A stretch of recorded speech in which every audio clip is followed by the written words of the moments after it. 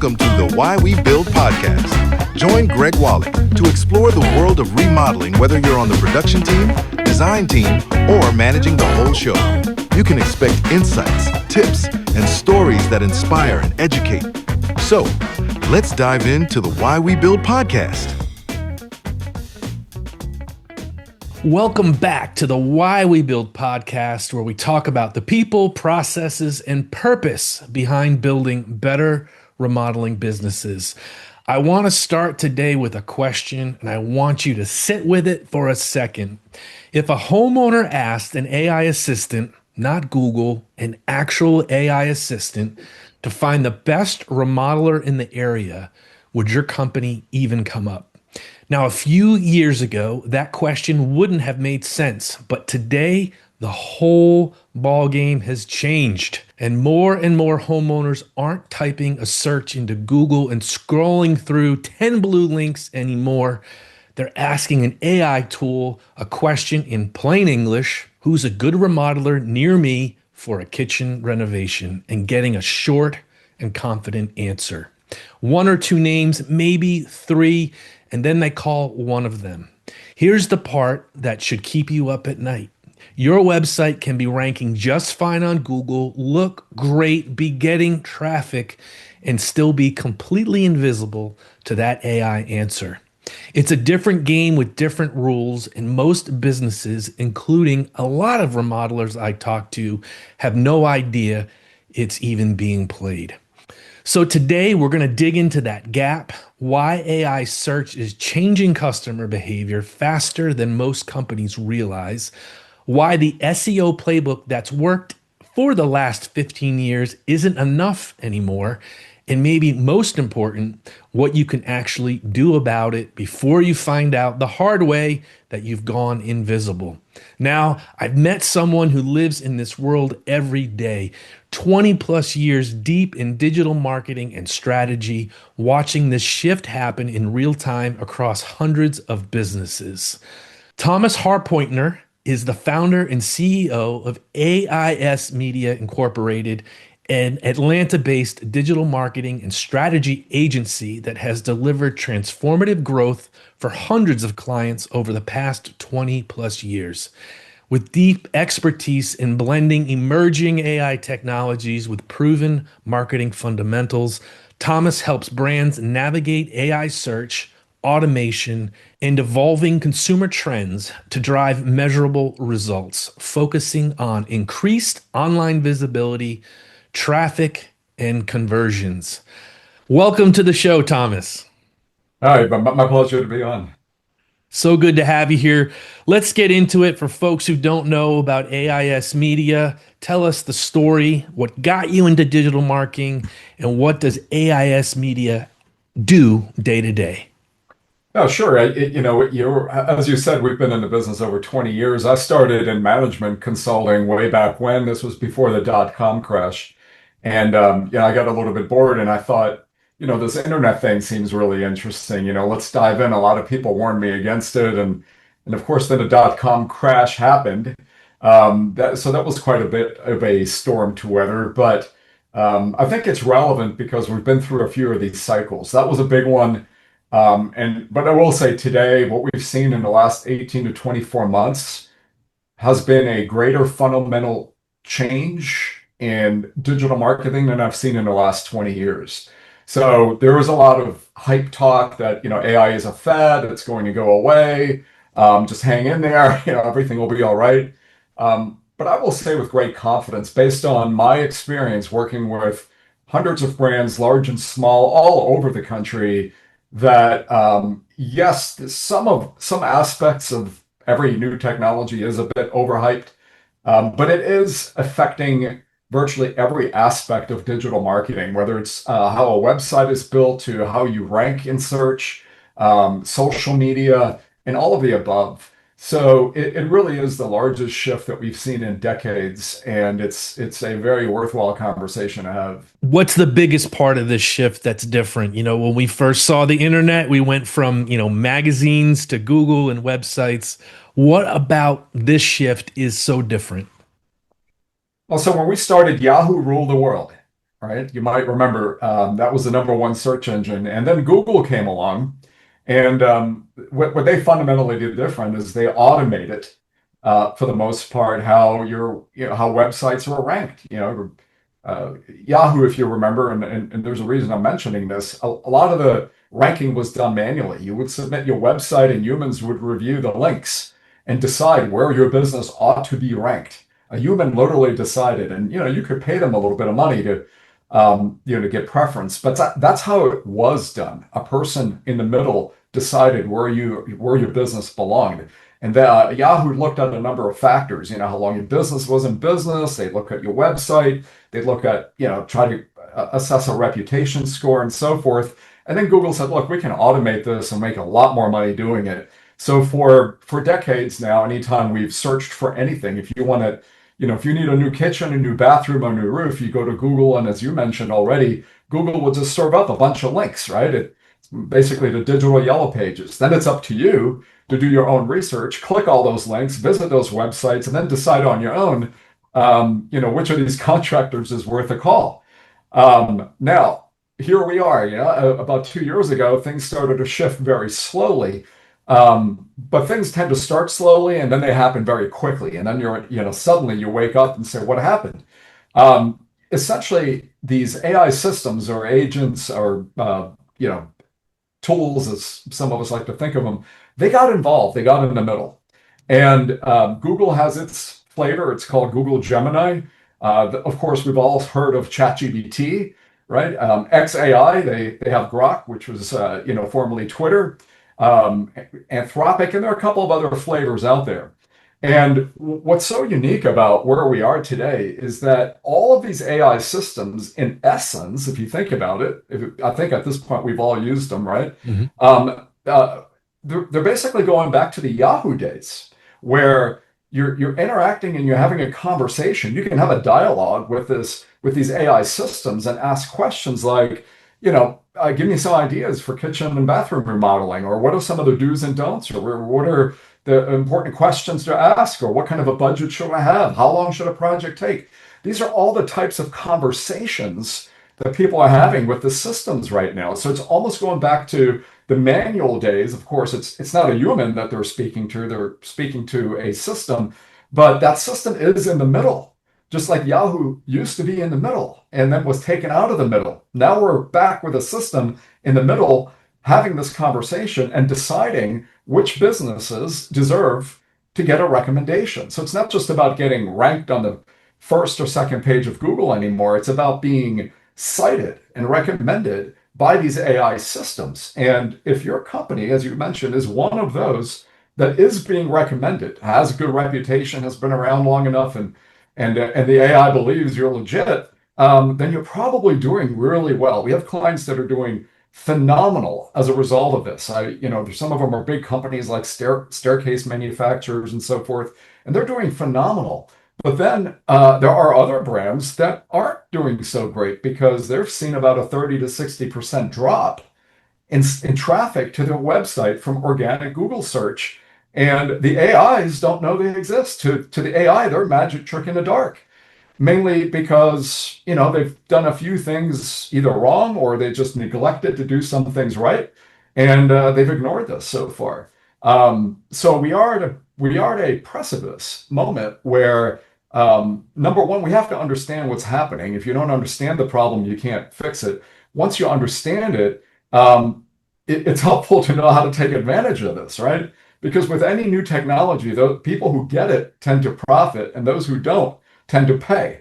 So it is a good moment in time because none of the big companies, except for Google, they haven't even gone public yet. ChatGPT is still a private company. Anthropic and Claude, they're still a private company. So anyone who thinks they're too late to this, I would say, no, don't, you're not entirely wrong, but you could have started a year ago. That would have been the perfect time. But the second perfect time is today.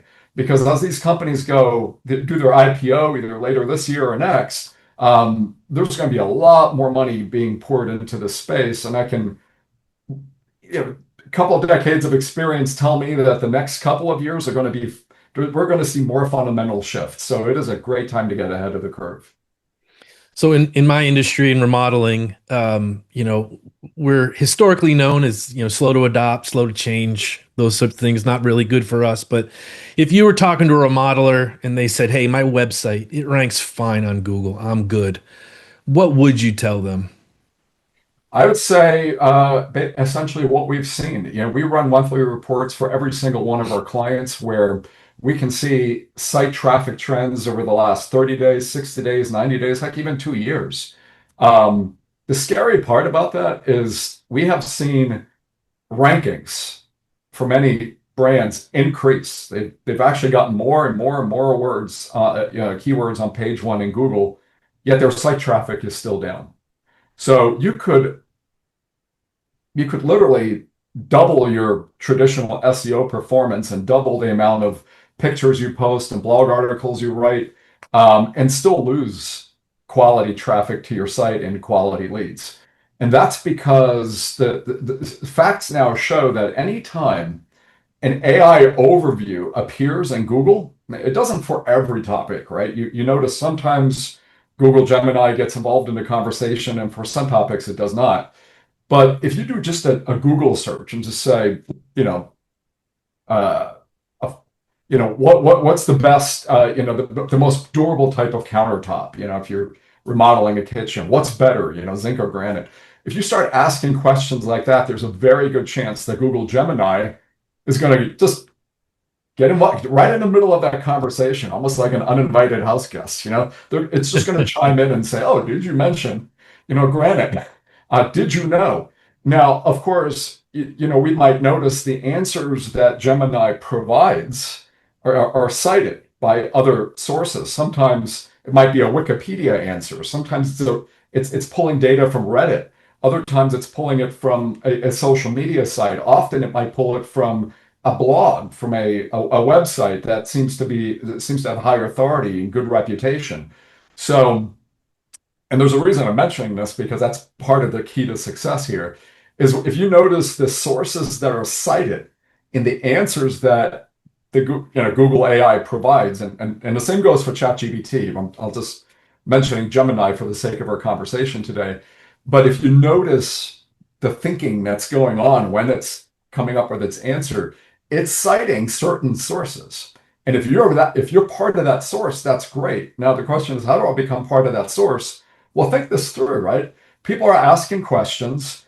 The AI is trying to provide a good answer. So it's searching the web for the best answers or what it thinks are the best answers, and then serves those answers up to users. So yes, it's that middleman that's kind of leading the conversation, but just like you know, call it like a PhD student, right? They're brilliant. AI is a brilliant middleman, but they're not coming up with a lot of original content necessarily. They're pulling from other public sources and trying to make sense of which of these sites it should cite. So that's really what's happening. There's a middleman who's pulling from third-party sources, and ideally, you want your company to be that third-party source that the AI has learned to trust and rely on. Then you're golden when that happens. That may take a little bit of work. So anyone who's been in the business a while and has had their website live and has a good reputation, they're definitely at an advantage. I'd say today, if you're just starting your business from scratch, well, you're at a slight disadvantage, but you can also do things right from the get-go. But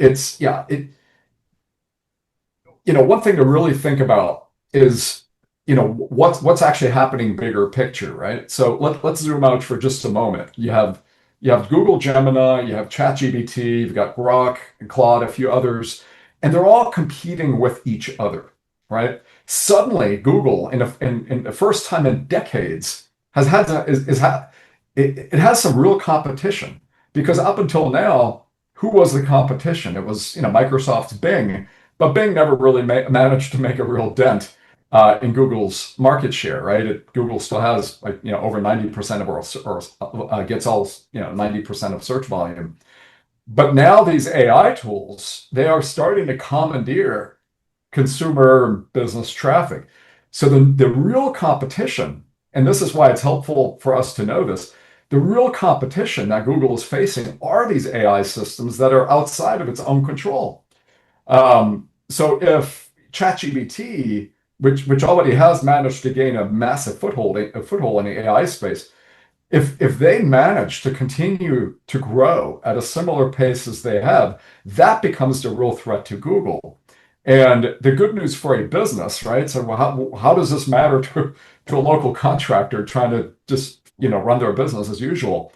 The good thing to know is that Google isn't the only dominant force anymore. You don't have to be a number one on Google, and you could still win, right? You could win by being cited by ChatGPT, or by creating a strong presence on X, formerly Twitter, or same with Perplexity or Claude. There are many other ways that you can win this game. It's not just all about Google anymore.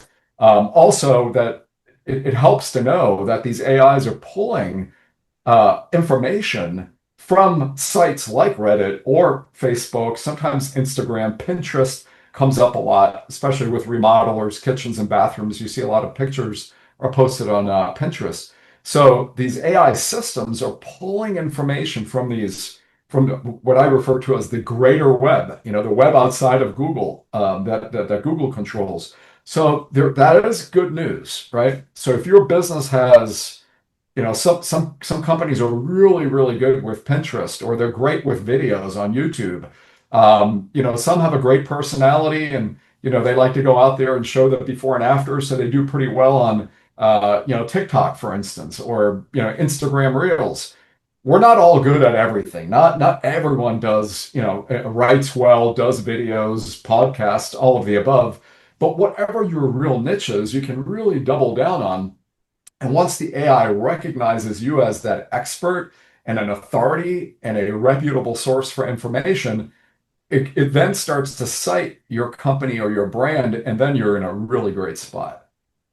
So how do we become that source, though? How does AI decide that what I have to say is valuable, or is they've decided to recommend me in that chat? Because I've noticed, I'll Google something still, but I look at the AI. I see what it's spitting out. And I didn't at first. I always felt bad, but now I'm like, because I heard the numbers more like 77% of people are not even looking below the AI output. They're just going right for whatever's in there, which is pretty close to what you're saying. I think you're saying around 60%. So what do I have to do to make sure that I'm the one that the tools are looking at in order to get myself ranked? I don't know if ranked is even the right word. Yeah, and getting ranked, cited, mentioned, all of those are accurate in a way. I'd like to. I think one important caveat, I did mention that 60%, you'll see numbers that say closer to 70%. And the reason for that is because the numbers are actually different for different industries. Like if you were in finance or healthcare, the number is going to be slightly different in terms of how much traffic you can expect to get if you're a pediatric dentist versus people just getting the answers on AI. It also depends on the type of content they're searching for and the type of questions they're asking. I mean, there are some very simple questions you can ask and say, what's the best time of year to travel to Denver if I want to go on a family vacation? What about Bali? When is the rainy season? What should I know if I've never been there? Some of the questions are pretty straightforward, and the answers to those questions are also pretty straightforward. But once you start asking more complicated questions, like, if a trip to Denver might be one thing, but a kitchen and a home remodel is much more sophisticated. You're having this long dialogue and this long conversation that could go on for 20, 30, 40 minutes. Very different than what the weather is. It's at that level that the drop off is a lot more severe, right? Because now a person's involved in this dialogue with Gemini. I mean, they've got a whole separate window open. You notice if you can get your answer to your quick question at the very top, But then if you continue the conversation and say, drop into AI mode, literally a whole new window just opens. I mean, it's like the doctor asking you to come in and have a seat and close the door. It's like, I've got 100% of your attention now, right? If I'm the AI, it's at that point that the drop off is a lot more severe. Now, that said, important thing for us to consider is there are, you can have an hour-long dialogue with AI, but at the end of the day, the AI is not going to remodel your house, right?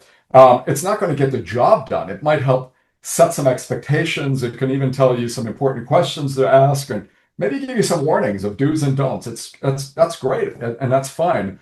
But at the end of the day, you're going to have to call a contractor out and get the work done. AI is not doing any of this work. They're not fixing your tooth, if it hurts, and it can give you some legal advice. But at the end of the day, if you got a court case, you're going to need a lawyer.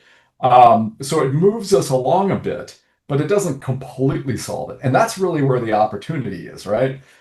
Because once that customer picks up the phone and are ready to have that conversation, there's a good chance they're more educated than on average. So, if I were a contractor handling remodeling jobs, I'd ask that question and say, so glad you found us. Can I ask you how you were referred? And, what do you already know? What do you know and what do you don't know?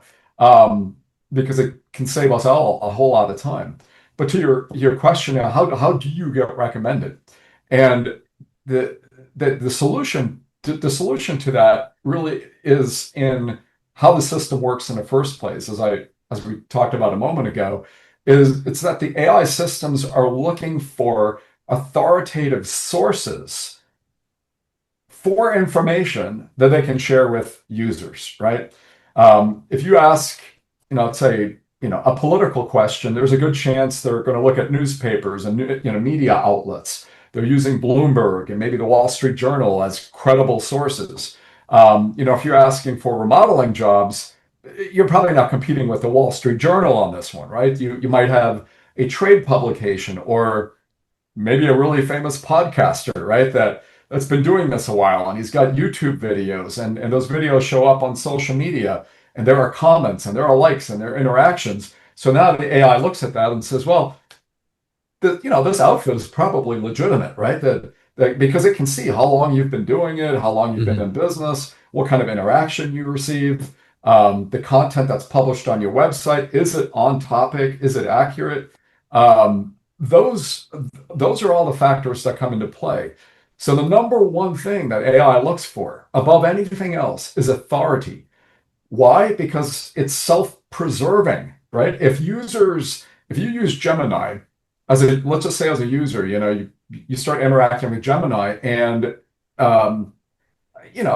does hallucinate us. We found, they call it hallucinations, lies, or misinformation sometimes. So don't take everything to heart. But if users start to distrust the AI systems, then they're basically dead in the water, right? So the AI system wants to be safe. It wants to recommend a safe source. It wants to go with the low risk recommendation. So what's high risk and what's low risk? If there's a contractor who has hundreds of reviews, let's say on Google Business Profile, they have a presence on Facebook, they've got videos on YouTube, which is of course owned by Google. And they've been doing this a while. They've been doing it consistently. Their comments and interactions with their user base, those are signals that the AI systems receive. And all of those signals go into the algorithm that then decides, is this a high authority, credible party that is safe for me to recommend? And that's really the key here, because as a business, we all want to be recommended, but we also have to understand that they too are a business. Google is a business, and if users start to lose trust in the system, then it will be abandoned, and then Gemini gets abandoned for maybe ChatGPT, right?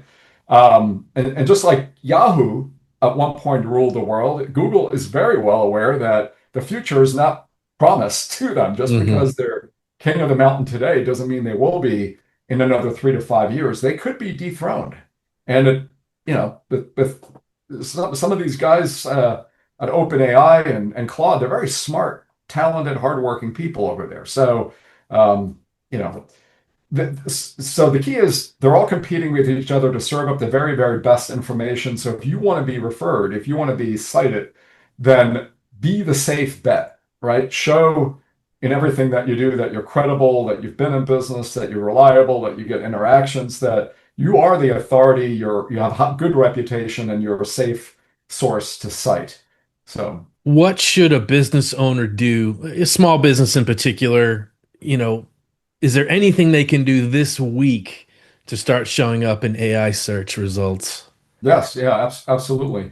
Um, in fact, if we had this conversation tomorrow, Wednesday, I'd say there's a guide, a free guide that is about to pop up on our website that everyone can download and with flight checklists. But yeah, I'll send you the link afterwards. It'll be live very soon. There are absolutely things you could literally do today.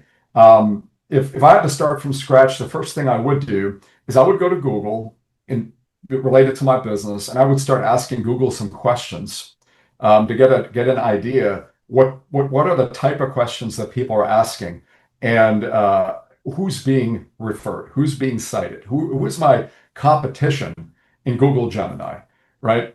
And then have a look at those sources. So if it's another contractor that's being cited, or maybe it could be a trade publication or a builder source, or you name it, I would visit those sources. I would read their articles. I would read their structure and how they're structuring their articles and the type of questions that they're answering. What are the popular questions? And then write a couple of my own blog articles that are similar in nature, but add value beyond what they've already touched on. So the key is to start with blog articles on your website, absolutely. But instead of just randomly writing blog articles, spend an hour or two, do a little research to kind of get a sense what people truly are, what do they care about, in fact. And you can have this conversation with the AI. You could literally say, what are some of the top questions that consumers are asking when it comes to home, let's say kitchens and bathroom remodeling? What are the number one concerns? You could ask the AI, what are the top concerns? And the AI will tell you what the top concerns are that consumers are asking. And then pick that topic, right? What is that top concern? Hypothetically, let's say the top concern is the credibility of the contractor, that everyone's had good and bad experiences with contractors. Now they might be a little, timid to just go out and hire someone. Well, how do we remedy that, right? So you could literally write an article that says the top 10 questions you ought to ask a contractor before hiring anyone for kitchen remodel job. What are the top 10 pitfalls to avoid? Become the authority that warns the consumer about pitfalls to avoid, because that is, I can guarantee you, that's one of the concerns that consumers have. No one wants to get involved in a 3 to 6 month project and end up way over budget and way behind schedule and a bad experience. So the first step would be to write that type of an article, and then the second step, if you're depending on what your technical skills are, or if you have a team that can help you, is convert that article into social media posts. You might turn it into a PowerPoint presentation or a downloadable, or you could turn it into a video for YouTube or TikTok or Instagram if you have that, if you're savvy in that way. If not, just write it and post it and get it out to the broader world. If you're a bigger company and you have a PR team and a big marketing team, or even a small marketing team, you could say, okay, now let's try to get this content published in some trade publications. Let's get the word out there and get other people involved. In essence, it's about amplifying your message, being one of the good guys, one of the helpers, and getting that message out there, broadcasting that message across the broader web. Now, does that take some time and effort? I'd say, yeah, absolutely. But we all have access to the same AI tools, right? To do the research, help us write, help us kind of figure out what what people want and what they don't want in our related business. And if you have a team that can help you, you can say, look, you need to get this project, we need to get this article written, or this white paper done, or this little guide published. Do that this month, and then the results they'll start to stack on top of one another. One starts leading into the next, and the next, and the next, And before you know it, you'll have a dozen articles, helpful articles out there. And if the AI decides to cite one or two of those, then you're well on your way. It's remarkable because it doesn't eliminate the need for being authentic and really good at your job, right? We still want the best Yeah. people being cited. So now it's just putting yourself in a position, become the authority, but please actually become an authority. Don't pretend. Yeah. Yeah. I mean, one of the myths is that the SEO is dead. I see that a lot. Yeah. I mean, of course, we've been in SEO and related, in the related business for a long time. So I get that from some of my best friends. It's like, isn't your business going to die? And I'm like, well, I mean, it depends, right? In some ways, traditional SEO, if you've been doing it right, is really more important than ever because the how you get ranked in Google, it all starts with good, high quality content. It always has. There are some tricks and so forth, but black hat tactics. But the proper way to get your company ranked and build your reputation has always been to create high quality content that people care about, that is helpful to people, that's useful, that helps them save money. It helps them, bail them out if they're in some kind of trouble, right? I mean, we work with some attorneys and they provide legal advice to the extent that they can, but it's that type of helpful advice that then gives them credibility and builds customer trust. Now it's not just about building customer trust. Now it's about building trust with the AI system that's sitting between you and that customer. And the AI system doesn't want to fail. It's already not perfect. We've already had, some experiences where it's not right all the time. So it doesn't want to fail. It wants to provide the best information and it wants to be safe. It wants to provide the safe recommendation. And when you think about it from that perspective, that you're providing a high quality service to the AI if you're a credible company and you do good work and you have testimonials and you've been doing what you've been doing a while, the AI can become your greatest ally because finally now you have an advocate that can really recommend you and get in the middle of that conversation. You don't have to be the pitch man 100% of the time, right? The AI can actually do a lot of that heavy lifting, but the AI has to know that you exist. Otherwise, you are just a magic trick in the dark, and that's the key. Thomas, I really appreciate you taking time to share this with us. It is one of the topics that is probably top of all of our members' minds, AI, marketing, and it just really appreciate you breaking it down for us. How can people connect with you to learn more about AIS Media and all that you guys do? It's been a pleasure, obviously, to be on the podcast. I enjoy helping. I enjoy educating, and you've been doing it for a long time, and we do educate regularly.